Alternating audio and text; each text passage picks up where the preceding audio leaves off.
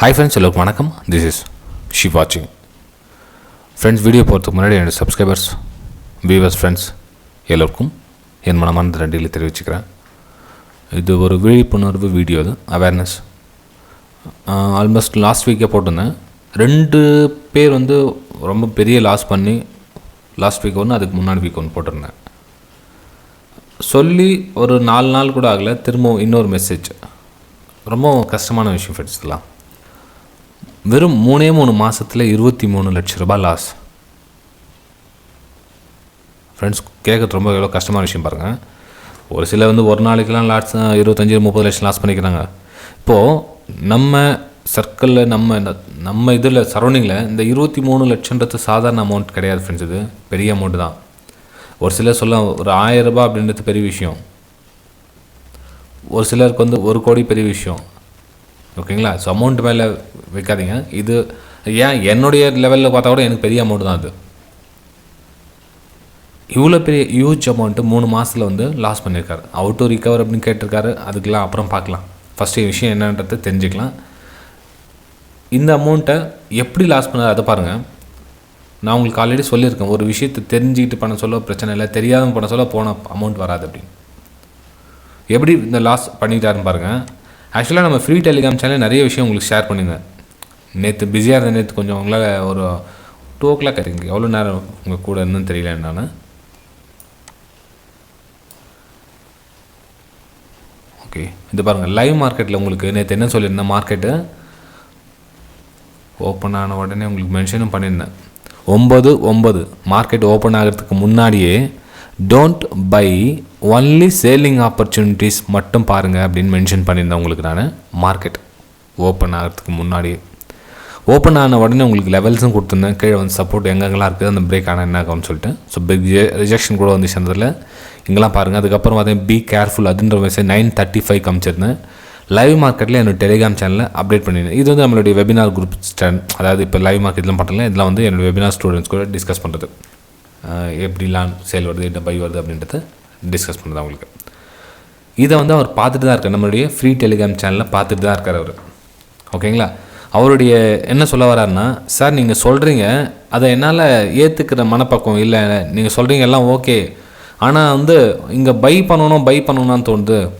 இந்த இடத்துல வந்து ஒரு க்ரீன் கலர் கண்ணு வந்தோன்னே இங்கே நான் பை பண்ணிட்டேன். ஏன்னா மார்க்கெட் வந்து இவ்வளோ தூரம் ஃபால் ஆகிடுச்சு. இப்போ 41,000 சப்போர்ட் எடுக்குன்னு நினச்சேன். 41,000 சப்போர்ட் எடுக்குன்னு நினச்சேன். ஏன்னா அவ்வளோ பெரிய ஃபால் ஆகிடுச்சு, இங்கேருந்து மேலே போகணும்னு நினச்சேன். ஃப்ரெண்ட்ஸ், இங்கே வந்து சென்டிமெண்ட் வேலைக்காகுது. ஓகேங்களா? ஏன் சென்டிமெண்ட் வேலைக்காகுதுன்னா, இப்போது நம்ம நினைக்கிற ப்ரைஸ் லோ ப்ரைஸ்ன்னு கண்டிப்பாக லோ ப்ரைஸ் கிடையாது. அது இது பாருங்கள். அவர் என்ன 43,000லேருந்து 41,000 2,000 பாயிண்ட் வந்து டவுன் ஆகிருக்கு. இங்கேருந்து கண்டிப்பாக ரிகவர் ஆகியே ஆகும் நான் வந்து நினச்சேன் சார். அதனால் வந்து நீங்கள் சேல் பண்ணி சொன்னீங்க, ஆனால் வந்து எனக்கு மனசு ஏற்றுக்க முடியல அந்த இடத்துல. இது பாருங்கள், இந்த இடத்துல எனக்கு ஸ்டில் இங்கேயும் சேலிங் வியூ தான் இருந்தது, இங்கே பையிங் வியூ கிடையாது. சப்போஸ் இதுக்கு மேலே என்ன பை பண்ணால் பை எடுத்துருக்க மாட்டேன். ஏன்னா எனக்கு பையிங் இன்ட்ரெஸ்ட் கிடையாது எனக்கு. சப்போஸ் எவ்வளோ தூரம்னா மேலே போட்டோம், எனக்கு பையிங் மைண்ட் செட் கிடையாது. அதே மாதிரி உங்களுக்கு மைண்ட் செட் வரும், கொஞ்ச நாள் எடுக்கும்.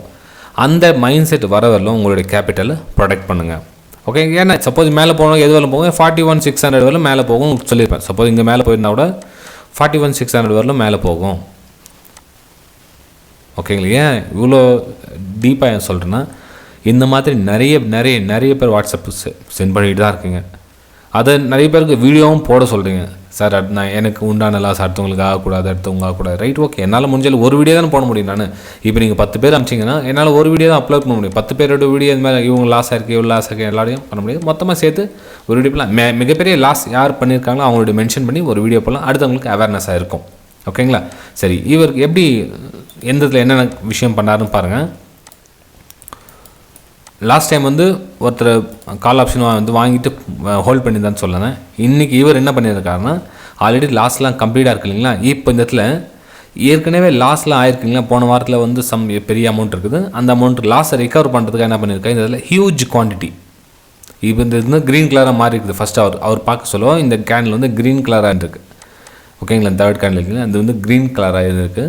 ஸோ இந்த மார்க்கெட் ரிகவர் ஆகிடுச்சு. இந்த பக்கம் வந்து பிக் ரேஷன் கொடுத்துருக்காங்க, பையிங் ப்ரெஷர் வந்துருக்கு. இந்த பக்கம் க்ரீன் கலர் ஆகிடுச்சு, உங்கள் பை எடுத்துக்கலாம் அப்படின்னு ஹியூஜ் குவான்டிட்டி என்னன்னு மென்ஷன் பண்ணல. ஹியூஜ் அதிகமான குவான்டிட்டியை மென்ஷன் பண்ணி செல் எடுத்திருக்கார். ஓகேங்களா? ஸோ இங்கேருந்து பை பண்ணவர் ப்ரைஸ் இங்கே வந்தவுடனே இங்கே வந்துடுச்சு இல்லைங்களா? இங்கே வந்து என்ன பண்ணணும்? பொசிஷனை கட் பண்ணணும். ஏன் பொசிஷன் கட் பண்ணல? ஏன்னா மிகப்பெரிய லாஸ். எது இங்கேருந்து பெரிய இருக்குதுல்ல, இது வந்து பெரிய லாஸ். இந்த ஏற்கனவே இருக்கிற லாஸ் பத்தாததுக்கு இங்கேருந்து பை பண்ணி இங்கேருந்து லாஸ் வந்து மிகப்பெரிய தொகையாக இருந்திருக்கு அவருக்கு. அதனால் லாஸை வந்து குவைட் பண்ண முடியல.